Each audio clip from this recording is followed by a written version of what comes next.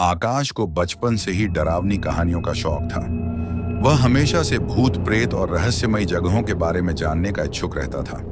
एक दिन उसके दोस्त रोहित ने उसे एक पुराने वीरान बंगले के बारे में बताया, जिसे लोग भूत बंगला कहते थे। यह बंगला शहर के बाहरी इलाके में घने जंगल के बीच स्थित था और लोगों का कहना था कि वहां रात बिताने वाला कोई भी व्यक्ति जीवित नहीं लौटता। आकाश को यह सुनकर बेहद रोमांच हुआ और उसने रोहित के साथ वहां जाने का फैसला किया। शनिवार की रात को आकाश और रोहित बंगले की ओर चल पड़े। अंधेरा गहराते ही बंगले का भयानक रूप सामने आया। पुरानी टूटी दीवारें, जंग लगे लोहे के गेट और चारों ओर घना जंगल।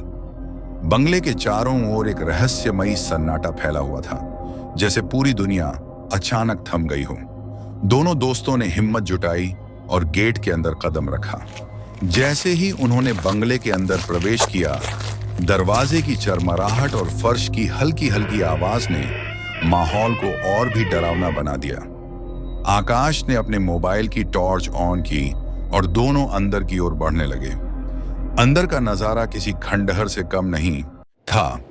दीवारों पर झाले, टूटी हुई खिड़कियां और चारों ओर बिखरे कांच के टुकड़े इस बात की गवाही दे रहे थे कि यहां वर्षों से कोई नहीं आया था। तभी आकाश को एक कमरे से हल्की आवाजें सुनाई दी, जैसे कोई फुसफुसा रहा हो। उसने रोहित की ओर देखा और दोनों धीरे धीरे उस कमरे की ओर बढ़े। कमरे का दरवाजा आधा खुला हुआ था। आकाश ने धीरे से उसे धक्का दिया और अंदर का नजारा देखकर दोनों के होश उड़ गए। कमरे के बीचों बीच एक पुरानी तिजोरी रखी थी और उसके चारों ओर दीवारों पर अजीबोगरीब चिन्ह बने हुए थे। ऐसा लग रहा था जैसे वहां किसी तांत्रिक पूजा का आयोजन हुआ हो। रोहित ने आकाश से कहा, हमें यहां से निकल जाना चाहिए, ये जगह ठीक नहीं लग रही। लेकिन आकाश की जिज्ञासा उसे और अंदर खींच रही थी।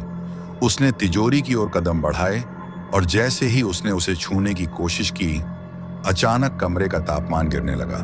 ठंड इतनी बढ़ गई कि दोनों कांपने लगे। तभी एक तेज आवाज के साथ तिजोरी खुद ब खुद खुल गई और उसके अंदर से एक धुंधली आकृति निकलने लगी। वह आकृति एक महिला की थी, जिसका चेहरा झुलसा हुआ और बाल बिखरे हुए थे।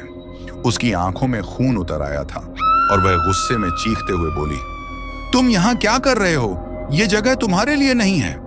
उसकी आवाज इतनी भयानक थी कि आकाश और रोहित दोनों सन्न रह गए। अचानक रोहित के शरीर को किसी अदृश्य शक्ति ने जकड़ लिया। वह जमीन पर गिर पड़ा और उसकी आंखों से खून टपकने लगा। आकाश ने उसे बचाने की कोशिश की, लेकिन जैसे ही उसने रोहित को छूने की कोशिश की, वह आकृति आकाश की ओर बढ़ने लगी। उसके कदमों की आहट से फर्श कांपने लगा। आकाश ने तुरंत वहां से भागने की कोशिश की, लेकिन दरवाजे अपने आप बंद हो गए। अभी तक आपने सब्सक्राइब नहीं किया है तो जल्दी से सब्सक्राइब करें और बेल आइकॉन दबा दें। कमरे में चारों ओर सन्नाटा छा गया। आकाश ने देखा कि रोहित का शरीर अब बिल्कुल निष्क्रिय हो चुका था। तभी उसे किसी के चलने की आवाज सुनाई दी। उसने मुड़कर देखा तो वही भूतिया महिला उसके पीछे खड़ी थी, लेकिन इस बार उसके चेहरे पर एक अजीब सी मुस्कान थी। उसने आकाश की ओर इशारा करते हुए कहा, तुम भी अब मुझसे दूर नहीं जा सकते।